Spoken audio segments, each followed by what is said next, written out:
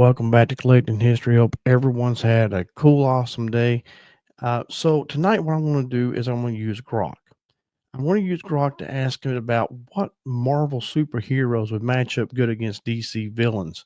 And so I did this last night, kind of tinkered around with it a little bit, and it was kind of cool. I've used Grok in the past for my Wrestling Territories podcast. I had a podcast on my other channel, Crossroads Explorers, and I spent a mini series of talking about 80s professional wrestling, kind of touching the 70s and 90s a little bit too. But I use Grok for several things. Like one, what happened if Roddy Piper didn't go to the WWF, how that badly would have impacted WrestleMania. So things like that. So we're going to do Grok tonight, and we're going to find out what you know superheroes from Marvel would match up good against DC villains. And the ones I did last night, it's kind of crazy because there's one that I did ask. I never expected Grok to say this superhero would match up good with this villain. All right, guys. So let's have some fun with this. So the first one I started out with, I was trying to think of some uh, DC villains that would work out good, and thought, well, let's start out with Lex Luthor. Why not? One of the top villains in DC history, although he has been in some universes a good guy too. But when I asked Grok this, the recommendation of the number one good guy that would match up good against Lex Luthor, Iron Man. It came up with Iron Man. And I want to real quickly go through this and kind of gives me a little background of why it thinks that. One of them is ego versus ego, resourcefulness, moral contrast. But it starts out with this: says Tony Stark is a genius inventor and strategist, matching Lex Luthor's scientific brilliance and technology innovation. Both are billionaires, industrialites who rely on cutting edge tech. Lex with his war suits, Tony with his Iron Man armor, making their battles a clash of engineering supremacy. And I thought, yeah, that's absolutely cool. That works fine because I wasn't too shocked when it came up with Iron Man. One later on, I'm going to tell you I was kind of shocked about, but it does give me some three other options in this situation. And let's see what those three other options are. And they are this. So basically, it gave me Iron Man, and it told about it's a long paragraph of stuff, but you kind of get the idea. And then it gives you like alternatives, three other superheroes that might match up, but not quite as good against Lex Luthor. One is Doctor Strange. It says his intellect and mythical knowledge could counter Lex's strategy, but the magical element might feel mismatch against Luthor's tech and based villainy. Next one is pretty cool, pretty smart one here. Reed Richards, Mr. Fantastic. His scientific genius rivals Lex, but his less controversial personality might make the conflict less dynamic. So it's kind of looking at it may not be a good read as as maybe the Iron Man. Like you might want to read that more. And then another one, I thought this was really cool too. Black Panther. His blend of intellect, technology, and leadership could challenge Lex, but his focus on Wakanda's interest might limit his personal stake. And that does make sense in a way. He may be looking at more for Wakanda than he would be anywhere else. And I think it's kind of where it's going. But honestly, Iron Man in his iron suit versus Lex Luthor and his version of an iron suit, that would be a pretty good battle. Battle of wits and everything like that. I would definitely sit down and read that comic book. Okay, so as I'm thinking about super villains and stuff, and I was got to think of what villain would you may not think about a crossover with Marvel, and I looked over and I saw my Superman Funko Pop and thought General Zod. Why not? Let's see what it says about General Zod, and here it is. They recommend it would be Thor. Thor would be a good rival to General Zod. And yeah, it's kind of interesting. I mean, you got physical powers, what it says, the Asgardian god of thunder.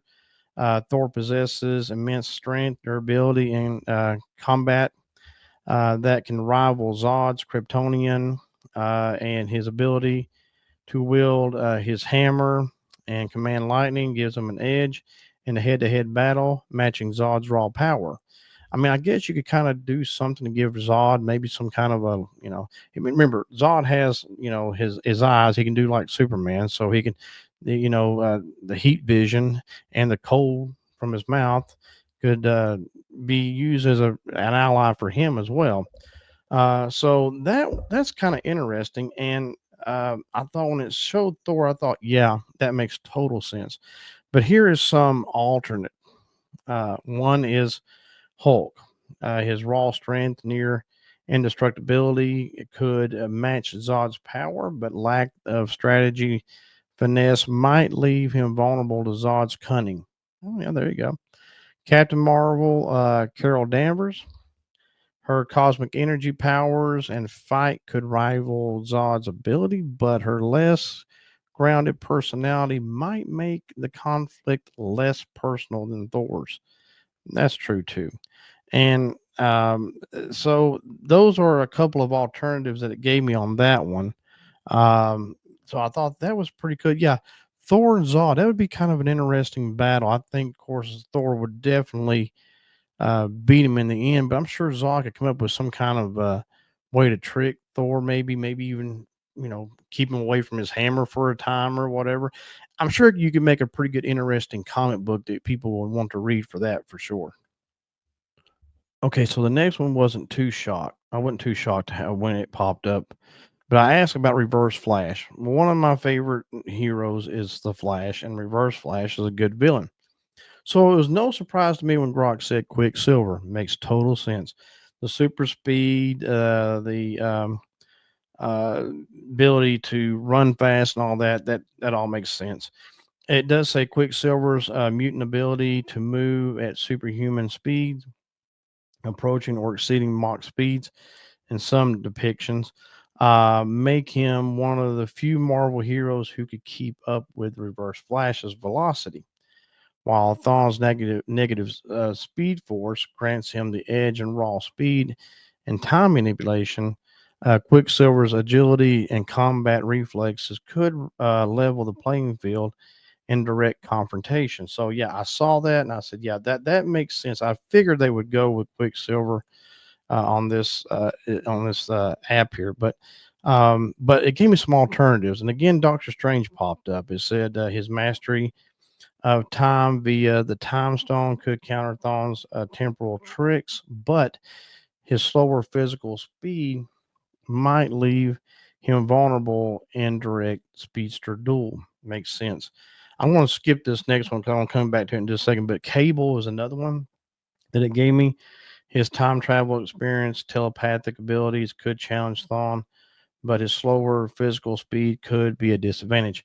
So those two, I'm like, I might read those comics, but here's one I think I'd read even more over top of Quicksilver, and this one, the Silver Surfer. His cosmic speed power could match Thawne's, but his space-based perspective might make the conflict less grounded and less personal.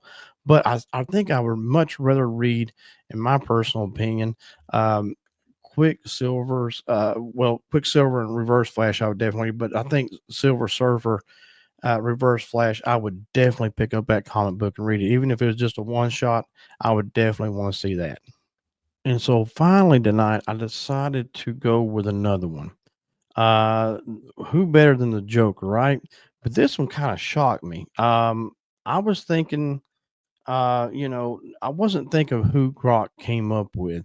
I was thinking maybe Hawkeye or somebody a little more Batmanish type situation without all the powers and stuff like that, but has some, he has the bow and arrow, and his arrows are fixed in a certain way to where he could do things with them. So my first thought would have been Hawkeye.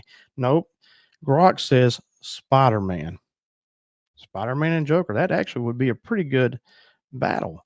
The physical, the matching, the street level agility, moral contrast, so things like this. If Spider Man's quick wit and relentless optimism make him a tough target for Joker's mind games. Well, there you go. This is why it thinks this. The Joker often tries to break his enemies by exploiting their doubts or guilt, but Peter's ability to cope with personal tragedy, like his Uncle Ben, and constant sacrifices while maintaining his humor and hope could frustrate the Joker's attempt to push him into despair. I didn't think of it that way. I was thinking kind of a battle between like a Batman style figure and Joker. But man, I would definitely pick up that comic book to read between those two for sure.